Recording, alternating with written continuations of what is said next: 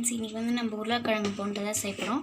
அதுக்கு வந்து வெங்காயம், பச்சை மிளகா, கருவேப்பிலை, கொத்தமல்லி எல்லாம் வந்து நல்லா கட் பண்ணி பொடியாக கட் பண்ணி வச்சுருக்கோம்.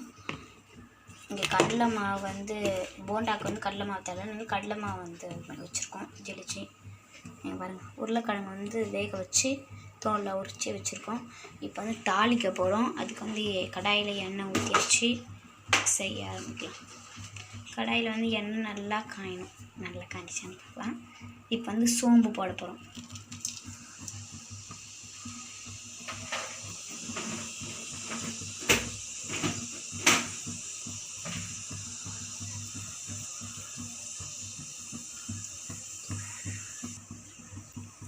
இப்போ வந்து இப்போ நம்ம கட் பண்ணி வச்ச வெங்காயத்தெல்லாம் சேர்த்துக்கணும்.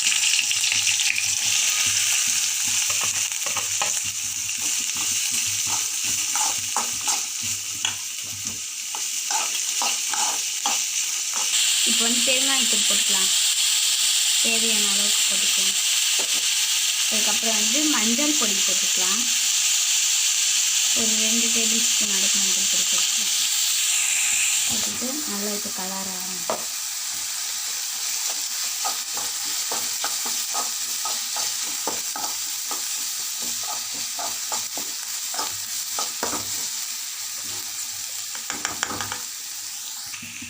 லைட்டாக உப்பு போட்டோம். அதுக்கப்புறம் இப்போ மிளகாய்த்தூள், சக்தி மிளகாய்த்தூள் யூஸ் பண்ணுறோம்.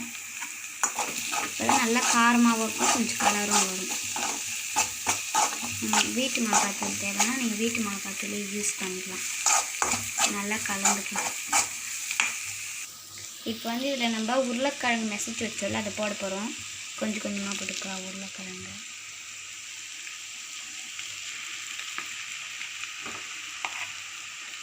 நான் ஒரு 3 அளவு உருளைக்கிழங்கு எடுத்தேன். நல்லா கலந்துக்கலாம்.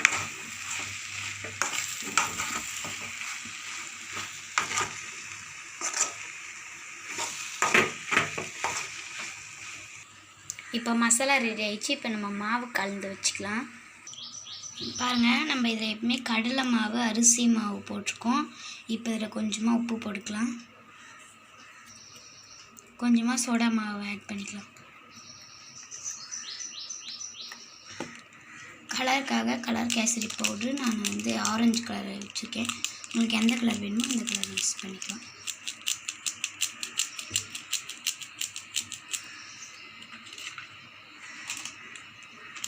இப்போ காரத்துக்கு கொஞ்சமாக மிளகாய்த்தூள் போட்டுக்கலாம். இது ஓவராக காரம் வரதுனால நான் கொஞ்சமாக போட்டுக்கலாம். இப்போ நல்லா பிசைஞ்சிக்கலாம். கொஞ்சம் கொஞ்சமாக தண்ணி ஊற்றி பிசைஞ்சிக்கலாம்.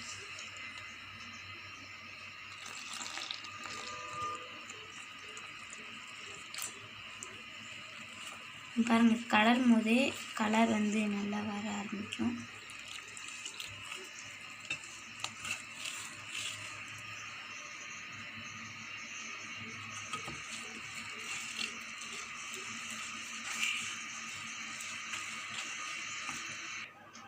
பாருங்கள், மாவு இந்த பதத்தில் இருக்கணும். நல்லா மாவு வந்து பிசைஞ்சு வச்சாச்சு. இப்போ வந்து அந்த போண்டாவை ரெடி பண்ணலாம் வாங்க. இப்போ பாருங்கள், நல்லா போண்டாவை உருட்டியாச்சு, மாவு ரெடி. இப்போ எண்ணெயும் காஞ்சிட்ருக்கு. இப்போ நம்ம இதில் போண்டாவை போட்டு எடுத்து போட்டுக்கலாம். நல்லா இதை டிக் பண்ணி போண்டா மாவில் அப்படியே எடுத்து அதில் போட்டுக்கலாம்.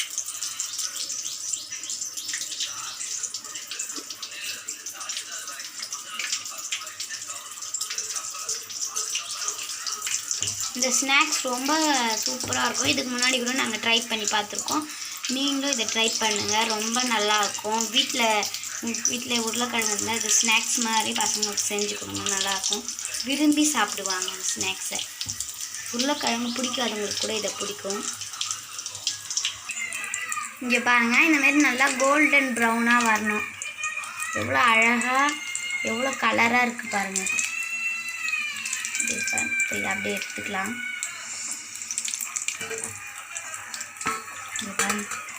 செம்மையாக இருக்குது பார்க்குறதுக்கே. நல்லா கடையில் விற்கிற ஒரு போண்டா மாதிரி இருக்குது. ஆனால் வந்து இதில் கொஞ்சம் வெங்காயம்லாம் செஞ்சால் நல்லாயிருக்கும். ஆனால் அது வந்து போண்டா உள்ளே இருக்கிறதுனால அது பிரித்தா தான் அதில் இருக்கிறதா தெரியும். போண்டா இப்படி தான் இருக்கும். ஹோட்டல்லே இப்படி தான் இருக்கும். மசாலா போண்டா இப்படி தான் இருக்குமா எங்கள் சித்திலாம் சொல்கிறாங்க. சரி ஓகே, ட்ரை பண்ணி பார்ப்போம், சாப்பிட்டு பார்ப்போம் எப்படி இருக்குன்னு. பாருங்க, போண்டா நல்லா இது பண்ணியாச்சு. இது சாப்பிட்டு செம்ம சூடாக இருக்குது, என்னால் பிரிக்கவே முடியல. உள்ளே பாருங்கள் எவ்வளோ சூப்பராக இருக்குது. அப்படி எடுத்து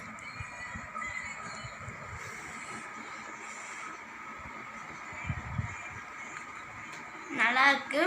மசாலா போண்டா வந்து இன்னும் நல்லா இருக்குது. இதில் கொஞ்சம் வெங்காயம் போகிறதுனால நல்லா டேஸ்ட்டாக இருக்குது.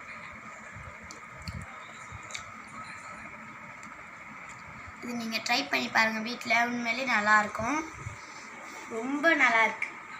நீங்கள் ட்ரை பண்ணி பாருங்கள். மொத்தம் எனக்கு தான். இந்த வீடியோ உங்களுக்கு பிடிச்சிருந்தா லைக் பண்ணுங்கள், கமெண்ட் பண்ணுங்கள், ஷேர் பண்ணுங்கள், மறக்காமல் சப்ஸ்கிரைப் பண்ணுங்கள். பாய்.